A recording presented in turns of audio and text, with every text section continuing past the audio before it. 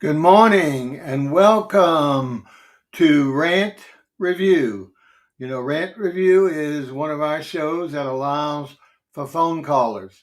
So we're going to be very interested in folks calling us today. We always try and encourage the callers as we now have it working.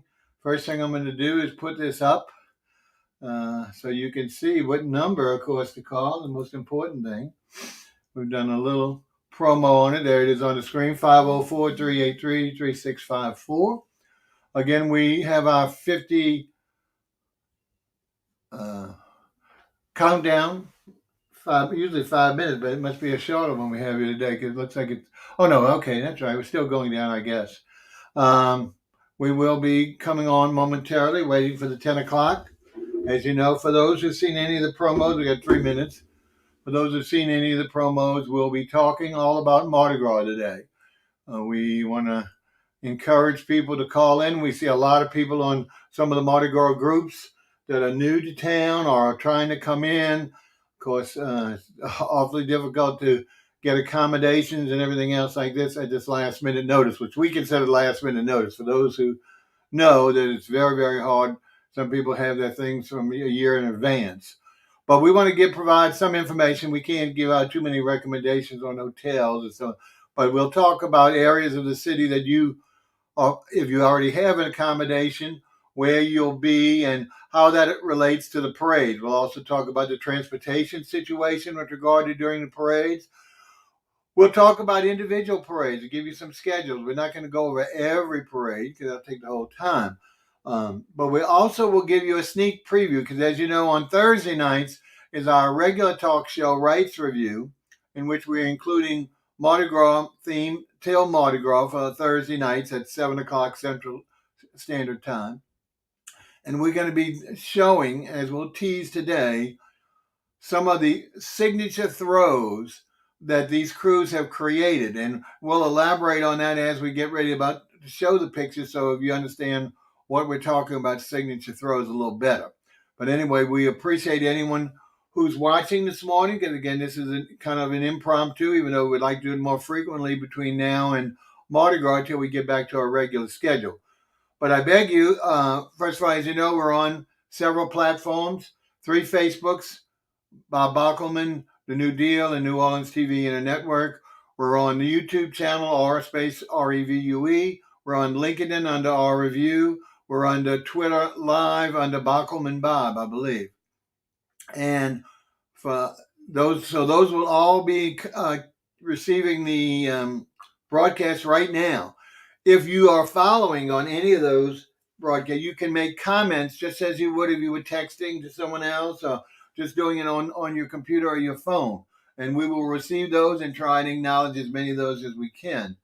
But we would really appreciate, since we're really trying to get the call-in situation going, that people will call that number, 504-383-3654.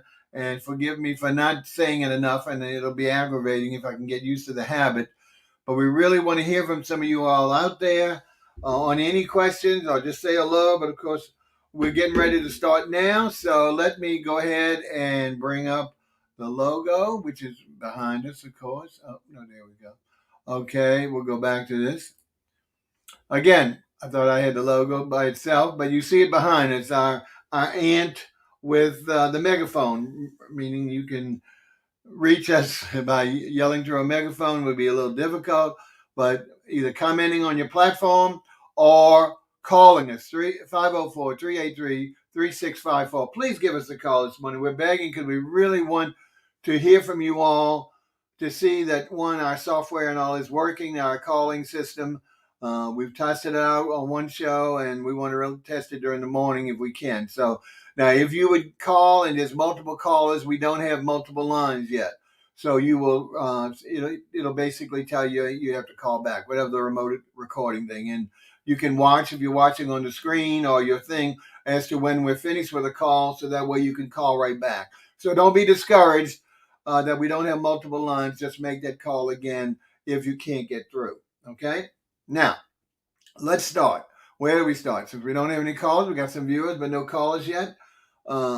we want to talk a little bit about Mardi Gras in general. First of all, Mardi Gras, as you know, as you may or may not know, comes every year, but it's never on the same day.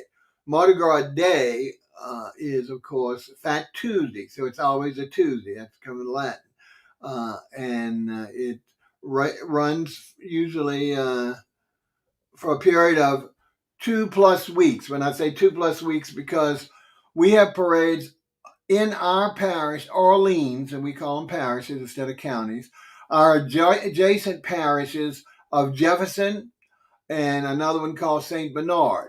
Okay. Now, we also have some on our north shore, north of our 24-mile lake, and we won't be giving you much information on that. One, because we don't have details. If people want to talk about it, we will. I'm not going to be knowledgeable about those parades. Same thing at the West Bank. We'll be talking about a few, and I don't know if we'll talk about many on St. Bernard. A lot of our neighboring parish, other than Jefferson Parish parades, have actually moved to the Orleans Parish because they get much more exposure from the audience. And so therefore, in the old days, it was usually one parade per night and maybe one or two at the most during the day. Now it's not, it's almost commonplace to have two, if not three parades back to back on a particular evening. In the daytime, three or more. And I'm talking about on the same route in Orleans Parish. Now, for those who are not familiar with our political situation, our mayor and police chief, for safety reasons, have shortened our parade. We have a standard parade route for most of the parades in Orleans Parish. And that's a result, unfortunately, of Katrina, when we had all kinds of areas that weren't able to be patrolled or secured. So standardly in Orleans Parish, other than one or two, they will start on this year on the corner of Britannia Avenue and Napoleon. Now, for those who don't know, most people know where Napoleon Avenue is, I hope. It's the 4400 block of St. Charles Avenue is where the intersection of the parade. That means it's 44 blocks from what we call CBD, or Central Business District, or Canal Street, which is the perimeter of the French Quarter.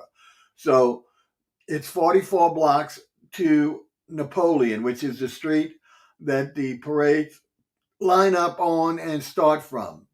At that point, we have to pretend when they start, and they'll be back to back if there's three parades. They'll start within usually about a half an hour, sometimes 15 minutes of each other, depending on how long the parades are, making sure that they're running on time. They will go down Napoleon for 2 blocks from Britannia to St. Charles Avenue, and then they will take a right turn.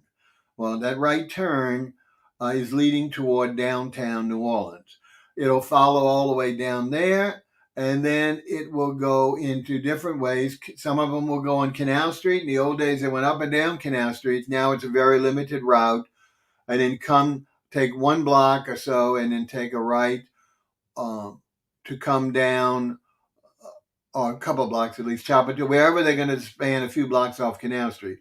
On St. Charles Avenue, a few blocks before, maybe 5 to 10 blocks before you reach Canal Street, is our Gallier Hall, which was our original seat of government, beautiful, iconic Greek building, where usually the stands are put up for our dignitaries, specifically our mayor, who will toast, or his or her, well, her representative in this situation, who will toast the king or the queen or both of each parade that passes in front of that stately building. So that's cool.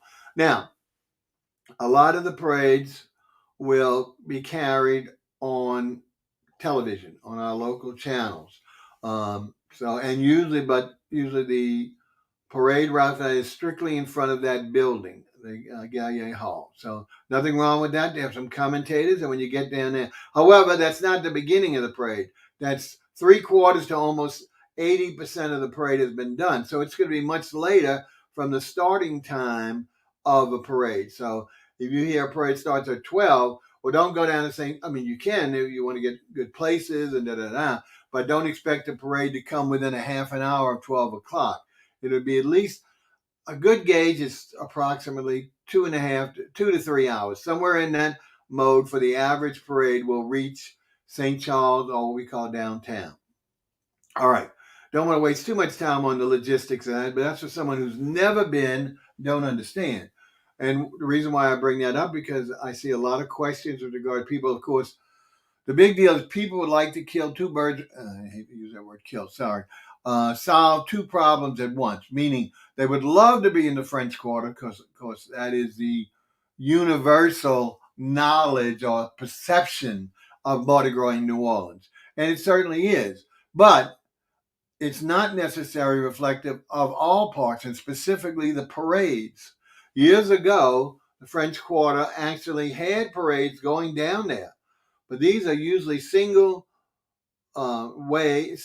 lane routes and buildings very, very close. So, for fear of fire, safety hazards, and all, they do no longer go down into the French Quarter, all except for a couple.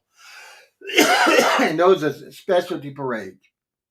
So, if you say, "Oh, I want to stay in the quarter because that's well," and sure enough, that's where quote unquote the action is. But that action is not necessarily, first of all, always conducive to family entertainment.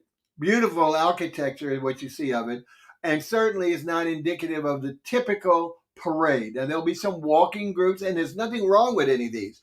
But if you want to see a true New Orleans parade or variation, being in the French Quarter will not necessarily let you have that opportunity.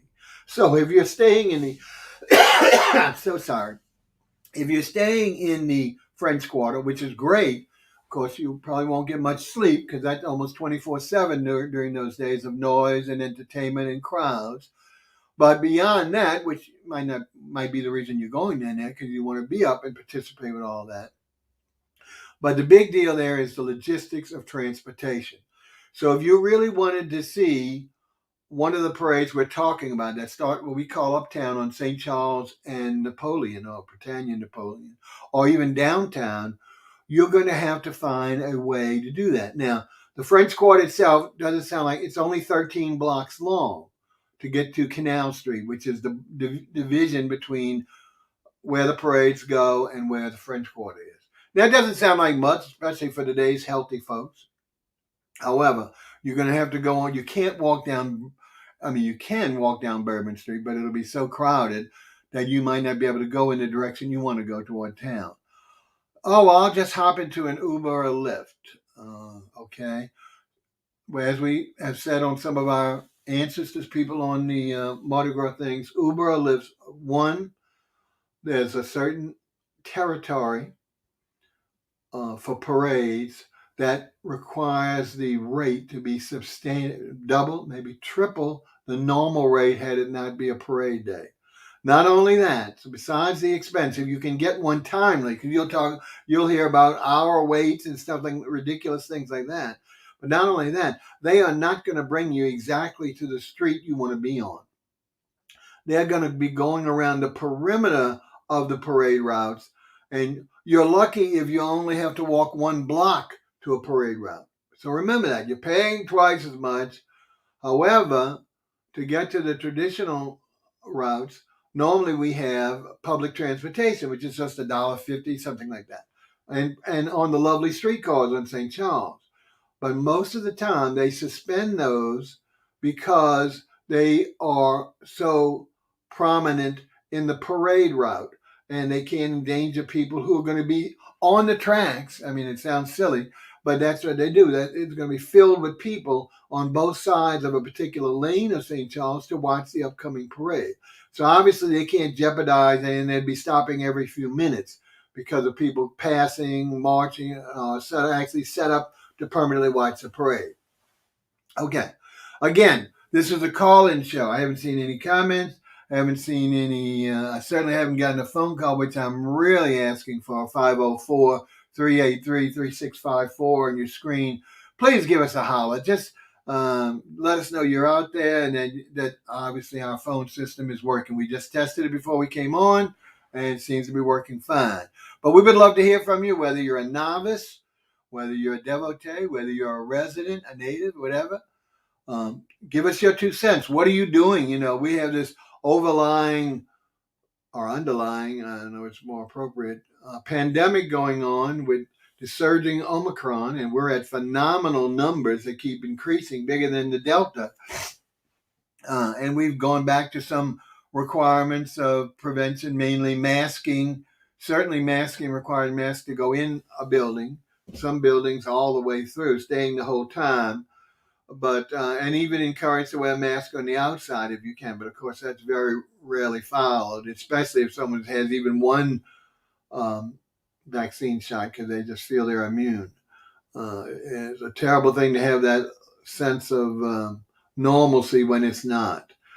People have been getting triple, like myself, getting boosted and two vaccines, and you still can get not only COVID once. Now people are getting reinfected. I just heard this morning, and I don't want to frighten too many people off, but Louisiana has over 44,000 re-COVID infections, meaning they've already had it at least once. Some of them are having 2 and 3 times. I don't know how psychologically, let alone medically, they can handle such. Anyway, back to the thing in hand. So, logistics with regard to transportation. If you're coming from the French Quarter or beyond, well, I heard that accommodations in other parishes are available and less expensive. More than likely, that's correct. The problem is one, driving into the city, which is under normal circumstances, we're only talking about 20 miles at the most, 10 or 15 miles, depending on where you are. It's not even a 15-minute, half an hour commute, if you want to use that term, which we don't use here.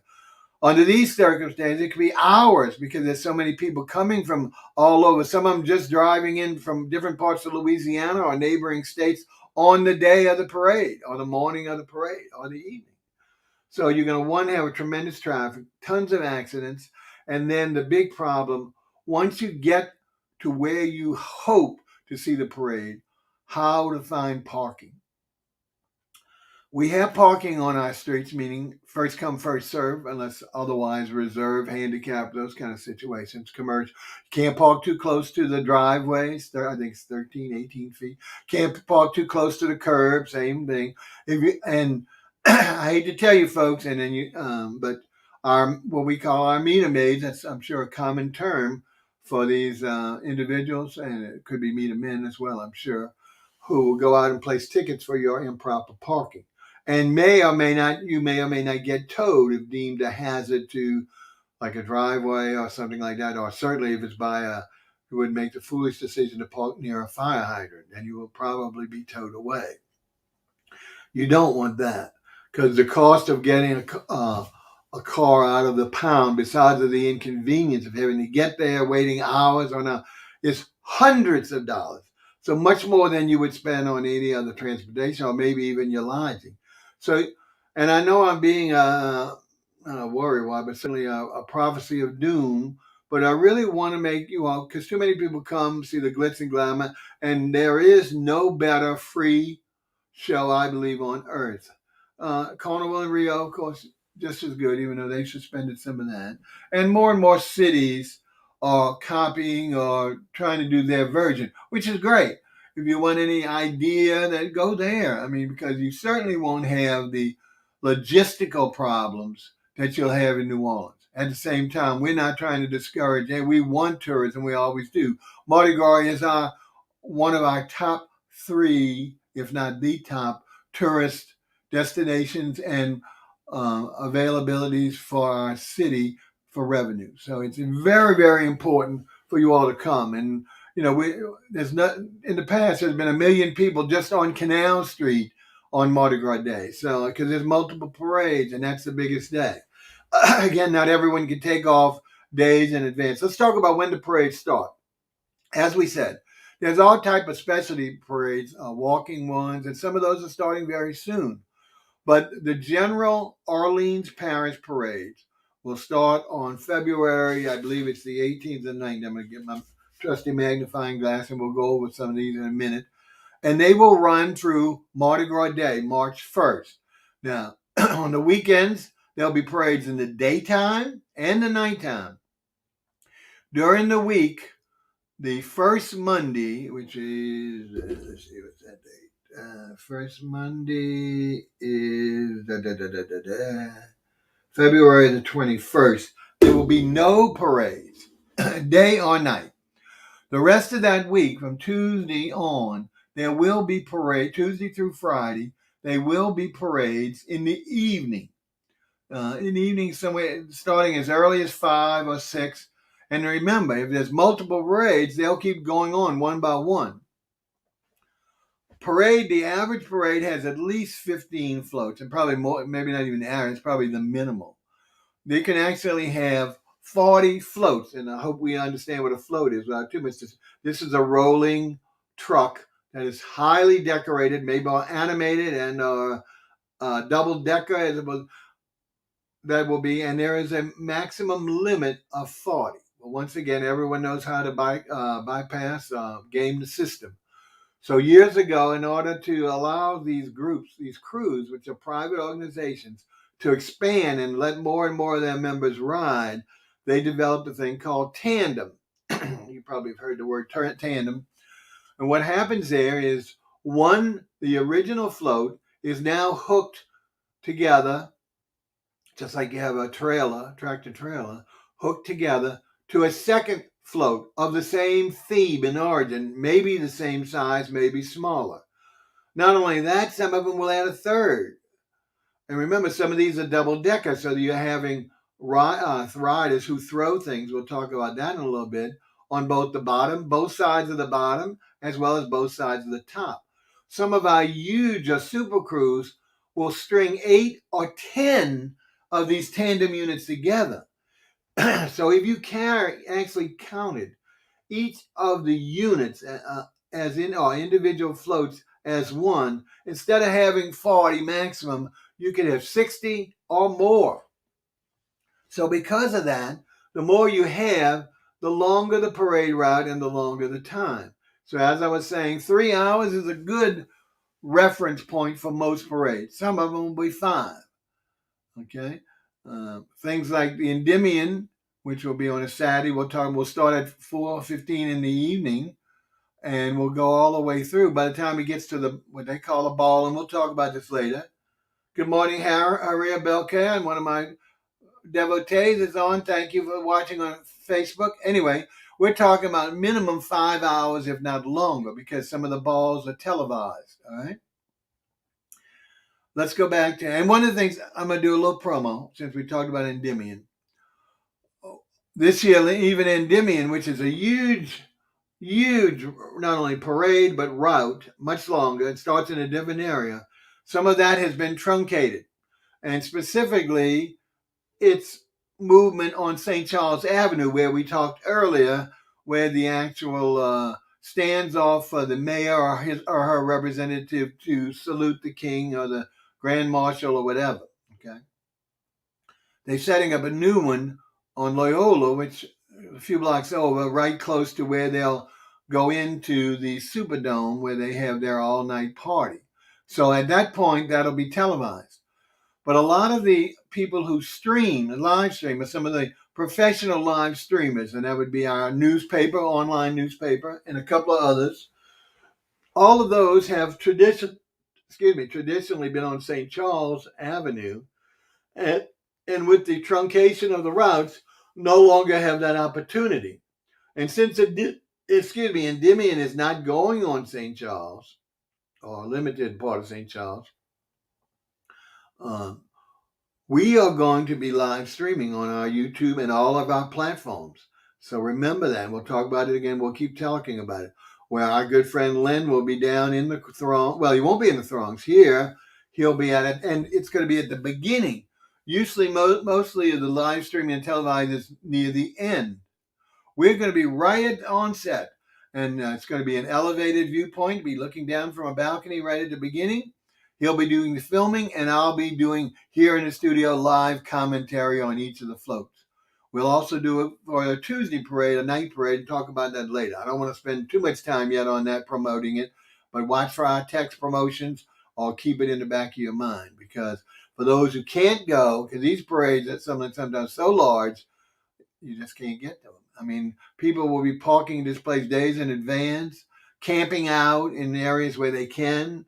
So there's all kind of ways that people try to get logistically a chance to see the parade. It's not it's just not open to everyone. Even though it's spread over a long place, there are hundreds, if not hundreds of not hundreds, thousands, if not hundreds of thousands of people that want to see these parades. Okay, and rightfully so. Okay, besides the beauty of the creation of the floats, which we're talking about, in addition to that, in between the floats to keep the entertainment going will usually be a band and use maybe a school band, oftentimes a school, high school, or excuse me, even college. Then there'll be marching and dancing groups, which may or may not be associated with a school band or professional band. These are people who will do just like you see in Macy's parade or some of the other big parades, where they'll be actually doing this, strutting their stuff, dancing to music supplied by themselves with either a live DJ or recorded DJ in front of them or behind them. And they'll be in costume for their theme of their group. So all this adds to the parade length, and it also prevents you from just seeing floats. It gives a lot more variety to the parade. So it's very entertaining. Plus, a lot of these high schools compete to try and get into some of these parades. Not only that, sometimes there's competitions, battle of the bands, where the best one is chosen by a group of judges and receives rewards. I don't know the details of those, but still, it's very competitive around the nation where, especially high school students, college that have bands, want to participate in it because of the tremendous exposure, not only locally, they get to see the city that maybe in somewhat, and also be participating in something that's very unique in our culture. Okay? So those are pretty much the situations with regard to a crew of watching a parade. As we said, crews are private organizations. Here's another thing. Other than a couple of things in the other parishes, crews are financially underwritten by the members of their organization. I'll repeat that. Financially underwritten by the members of the organization. So not only do you get to see them free, but these people are going to be throwing, and I mean throwing or handing off, items, free items for yourself, your children, whomever is on the parade right now. You don't have to be on the first row, but everybody loves to be on that first row. And it gets a little hairy down there. But all the way to the back, they will be throwing, depending on the arm length of the thrower. And a lot of them love to test their throwing skills and how much attention you can get to distinguish yourself, whether it's just waving up in the air, yelling, hopefully being not necessarily provocative, but certainly visible to the riders. So that way you can get as much stuff as you want. And I'm not saying some of our parades are smaller, and some not as not as generous as some of the larger ones. But it's okay. It would be rare that you came home from a parade without anything. And let's talk a little bit about the throws. Again, folks, somebody give me a call, please, while I think about it. 504-383-3654. Any question, just say hello. Just so I know our phones are working. I really need to know that. I see our lines are open, and our platforms. As we said, our good friend Haria Belkiz sent us a morning comment. How lovely, and watching us on Facebook. You can watch us on any platform. Send us a comment, or more importantly, if you give us a call. Okay, well, we're getting ready to talk about throws. Let's see how long. Oh, we've been on just a half an hour, so we got plenty of time. We're going to stay on at least till 11, but if we actually develop calls, then of course we'll be open-ended. Our normal shows are 1 hour from 10 to 11. So we'll follow that format unless we really get provocative discussion or comments that will take us longer. Remember, if you call in, you're not going to be shown. Don't be afraid that you're going to be seen. If you want to be seen on the thing, you'll have to give us advance notice, and we'll show you how that's done, just like a video chat where you'll actually be brought on. But you can make your anonymous, well, not anonymous, you can make your platform commentary, whatever handle you use on your platforms, real or creative, or you can make that requested a phone call. Now, let's talk about throws. As we mentioned, this is where we distinguish. If you see, like the Pasadena Rose Parade, this year Louisiana is the first year, and I think we won an award. We actually created a float of Louisiana with flowers. We also had musicians, and we had honorary people, frontline heroes, EMS, fire, police, etc., and some dignitaries on that float, and we won an award. But again, they're not, to my knowledge, they're not throwing. Usually, Pasadena's are very reserved. Everything's barricaded. You sit quietly, you applaud, da da da. You listen to the music, and it's nice. It's beautiful. But our parades are known for their generosity, and that's why they appeal to all ages. Because whether it's you or for your children, you're going to be getting tons of I'll call it memorabilia. All right, and let's talk a little about that. Way back, historically, beads. Now, what are beads? Beads predominantly are necklaces. They can be wristlets, bracelets as well. Usually today, of course, made out of plastic. Originally, in this old person, the most sought after beads were glass beads that were hand painted. And these were done in places that we don't have anymore, like Czechoslovakia, unoccupied or occupied Japan. Not the typical everything coming out of China today and being plastic. But again, the glass beads, and they've made a resurgence. Different groups are actually making their own. But you won't, not every crew will throw glass beads. One, because they're afraid of hurting someone. Two, they pop easy, and of course, then they're gone. The plastic ones, of course, are much more affordable. We're talking about all kinds of sizes and colors. Predominantly, of course, purple, gold, and green are our Mardi Gras colors. And if you ever need to know about that, we can talk about the significance, but we don't want to waste too much time on that. So beads are always, they're a mainstay of every parade. There's going to be some, okay? Like I say, different sizes, different lengths, from small to huge, multicolor, light up beads. Some of them actually have little, and you see a lot of the trinkets or memorabilia now have little battery, whatever you call it. I don't know technology, but you turn it on and the lights will come on for as long as that little thing lasts. And they'll blink, or they'll blink at different color, different frequencies, or they'll be solid. But again, just to get more attention and more design. Back in 1961, the king of Carnival, which is what we call Rex, which is on Mardi Gras Day, it's one of the oldest organizations that are parading still. They decided to take, and these were given out in much heavier medals, strategic medals, and they still are. Some of them are very pricey, to like their members or guests at their balls. I mean, you talk about balls, but not really distributed in the parades. So the idea came to whoever was a genius, I've forgotten his name, who really, I don't know if he patented, but certainly became the most prolific doubloon creator. And they would make out of lesser materials, predominantly aluminum, circular coins, just like we think of Roman doubloons or pirate doubloons or Roman coins or Greek coins, things from the past that were used for currency predominantly and are hoarding. Well, the same thing here. Rex came out with just a minimal anodized silver aluminum doubloon, with one side having the King of Rex's silhouette, which is always present, and then two, usually the theme of the parade for that year and maybe the dates. I think 10,000 were thrown, maybe, which sounds like a lot. The value of those are quite interesting today because of the rarity. Nowadays, for a while there, doubloons got to be such a lucrative collector's item that people would trade, have swap meets, and some of them still do, and had dollar values on individual as well as collections of doubloons. That has kind of faded in the past because we'll tell you why, some of the replacements. But there's still some devotees who still collect and still have these huge collections where they mount them in plastic inserts like stamps or whatever, and in binders and all kinds of stuff, okay? But it's still a niche group that are really die-hard, and I keep using that term, die or kill, fanatics about doubloons.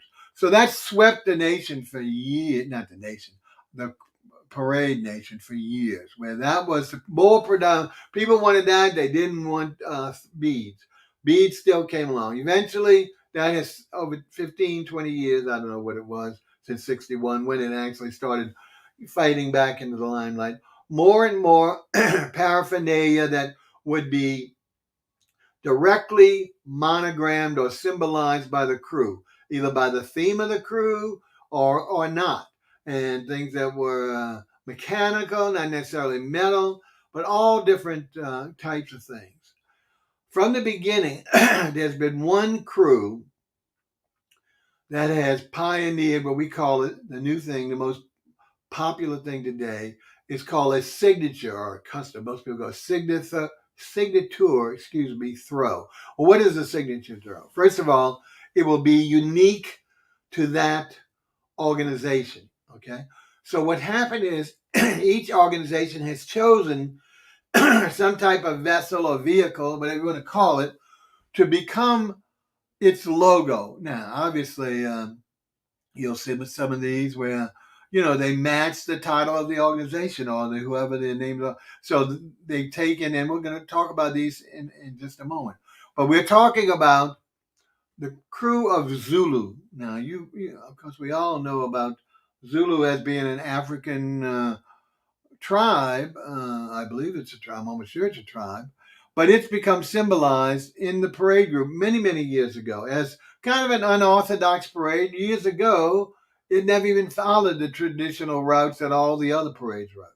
Now, something controversial about it is that all of the, or most of the riders, and they have a lovely parade, all the themes are some African relationship, which is wonderful, but everyone wears maybe black tights, a tutu, if you want to call it whatever, it's made of bamboo or straw. And here's the clicker, go in blackface. Now, originally, this was an African American group only. But obviously, some of the Caucasians and other nationalities wanted to get a part, saw how popular it was.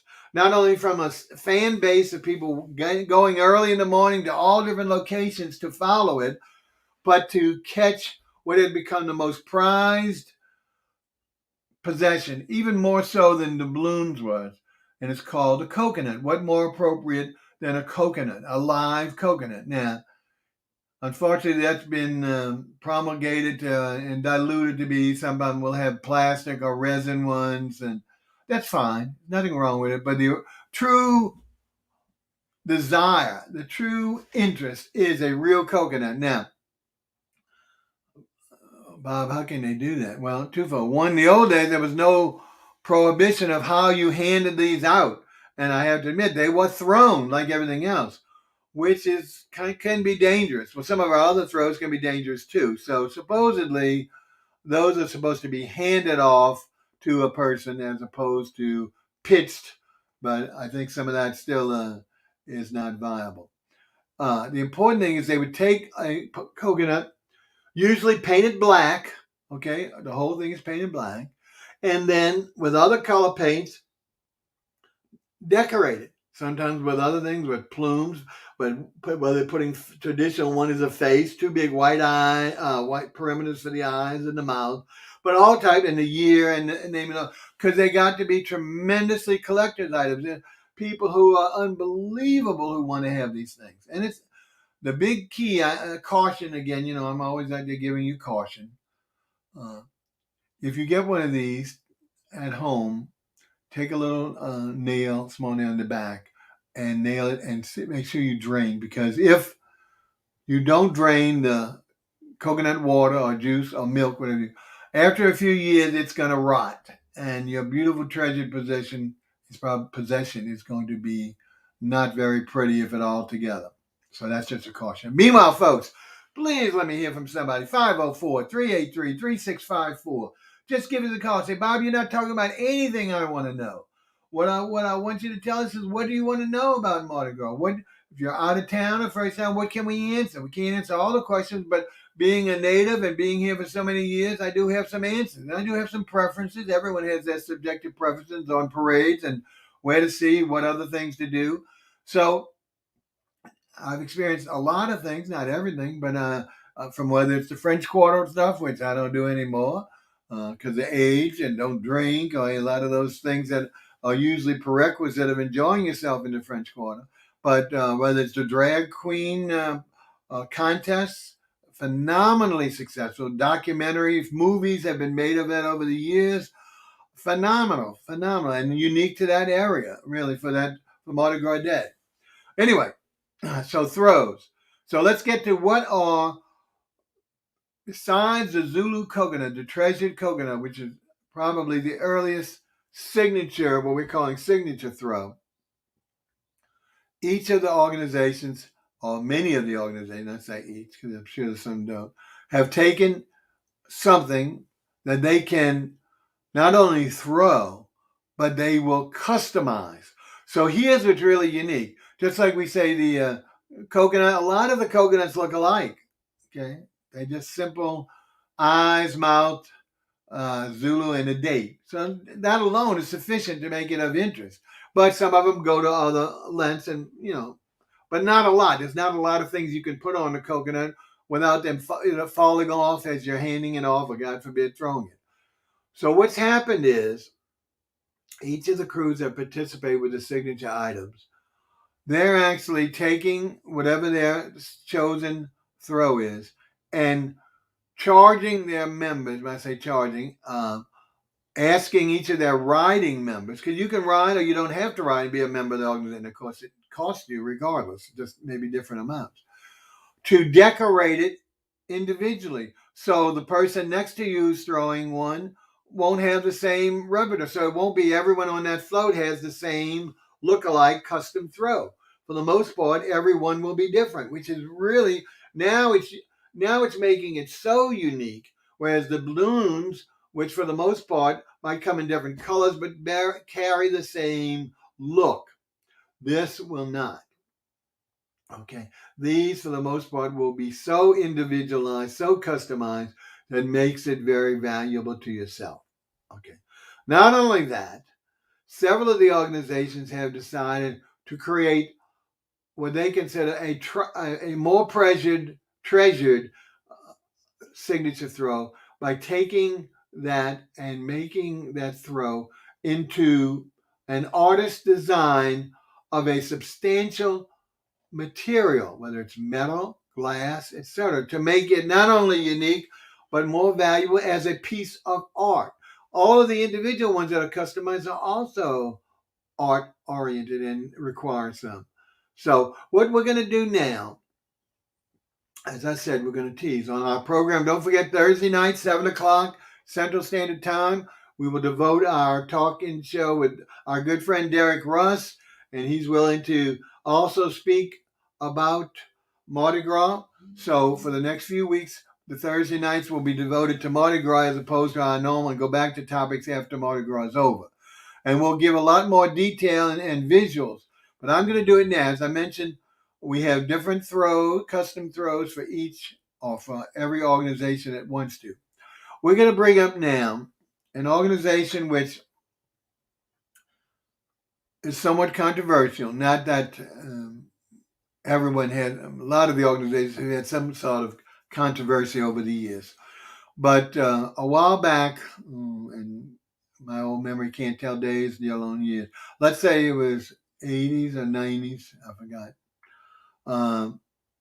For the most part, all parades originally were male oriented, meaning they were not, it's the old prevalence of the male factor being the predominant factor long before women's rights or understanding the value of women and the equality of women.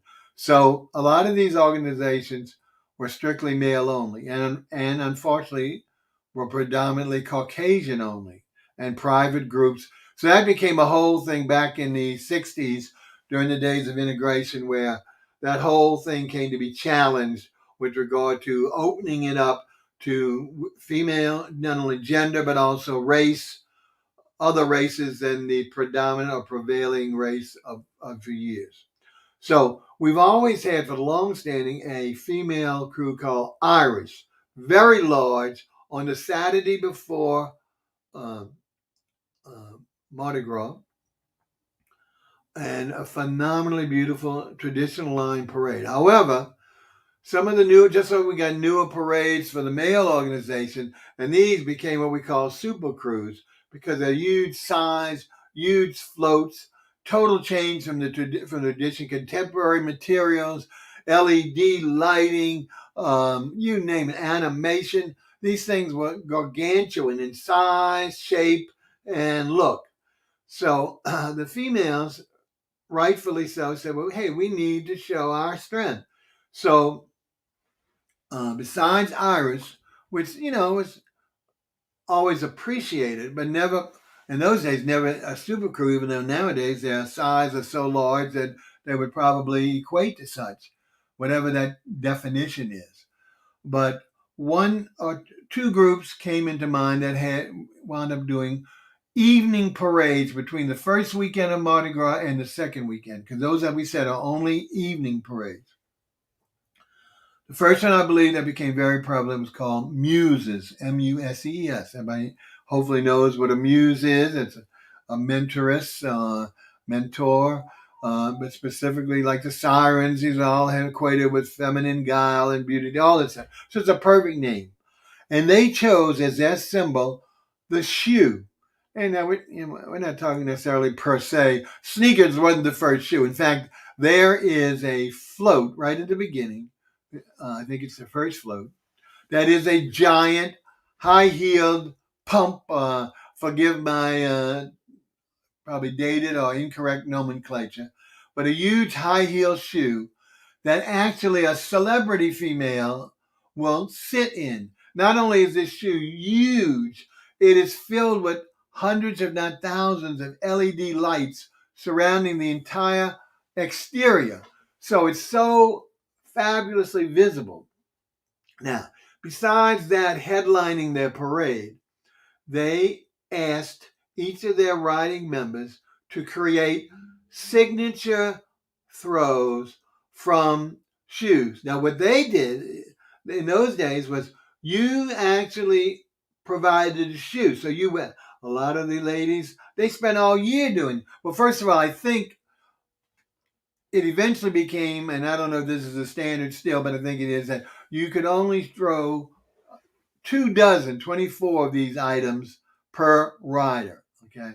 Which made them even more valuable because depending on how many, the riders weren't mandated to do it, but and they were only allowed to do 24 that they could actually throw off the float. Many of them did a lot more and gave them to their friends as opposed to our family, as opposed to handing them out on parade day, okay? But what they were required to do is they were required to provide their own shoe and decorate it accordingly. They didn't mandate that it had to be with the theme of the parade, however they wanted to do it. But of course, they always would like to have the name of the crew and perhaps the year or the date. So that way you could distinguish one and remember if you collected, which became very collectible.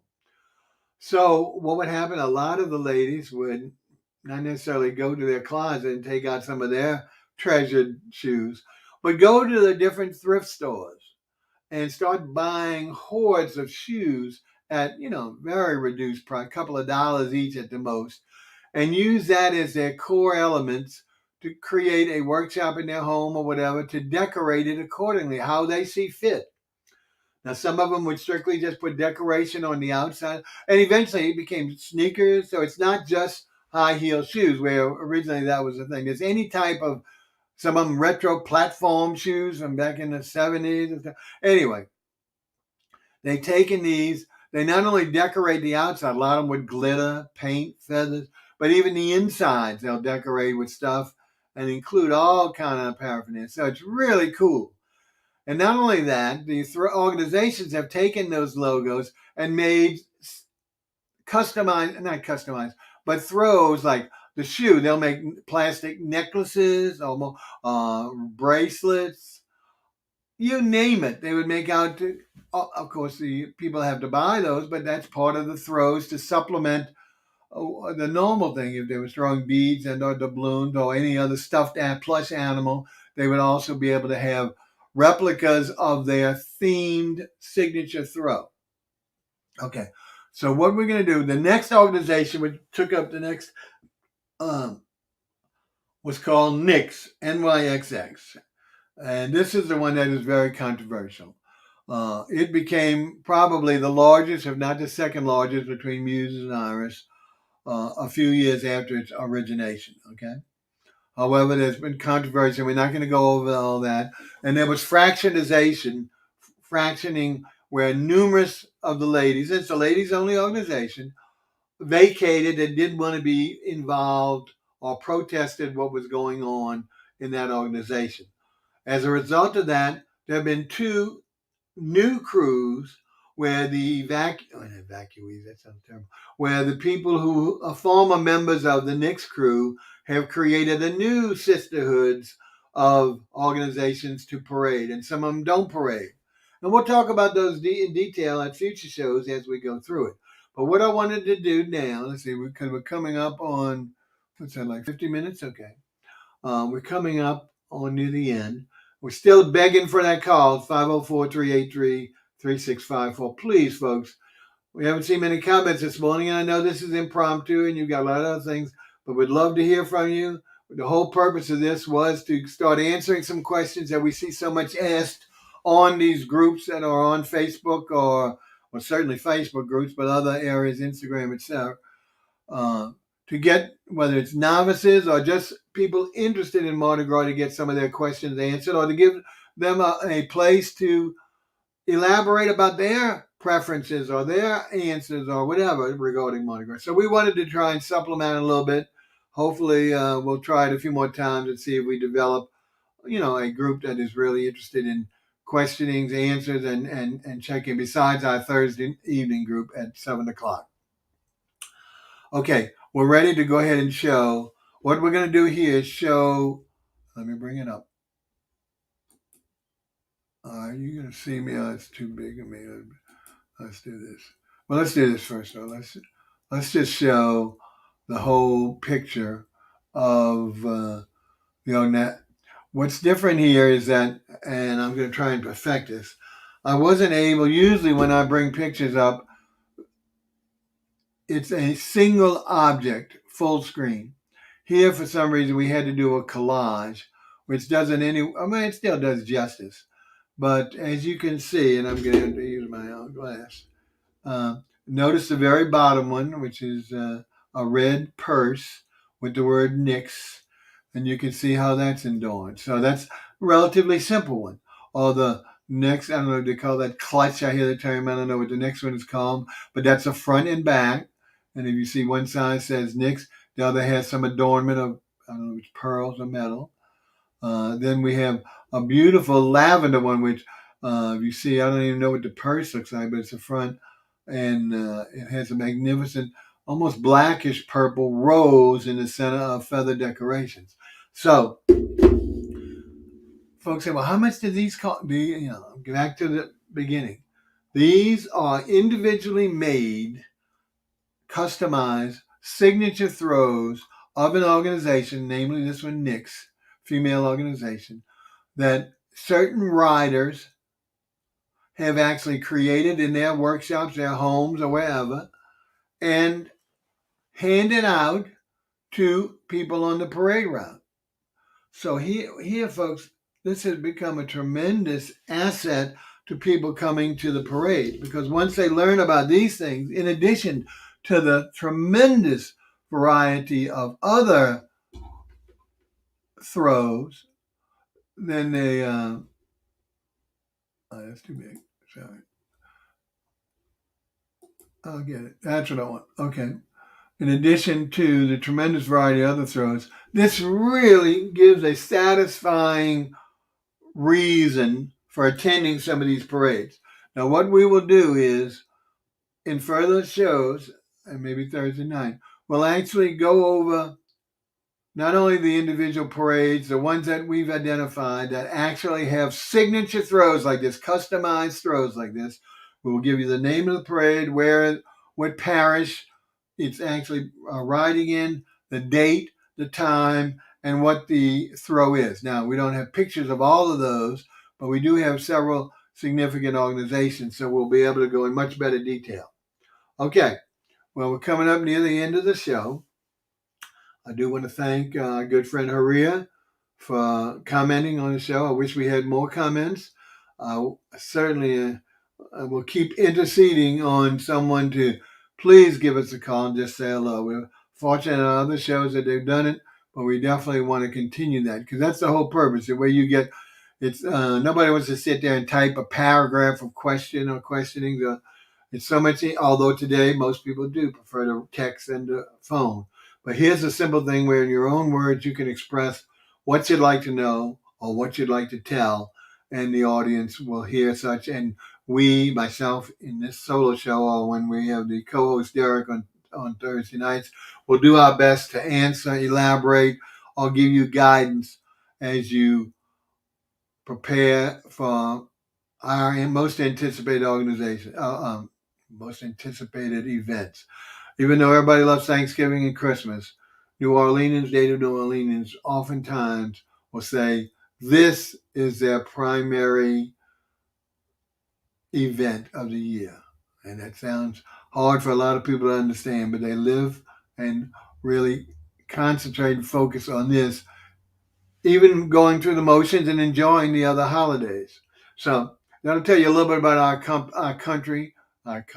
our city, where the focus, the culture, and there's so many other subsets that we haven't talked about because we're only doing this in the 1 hour situation.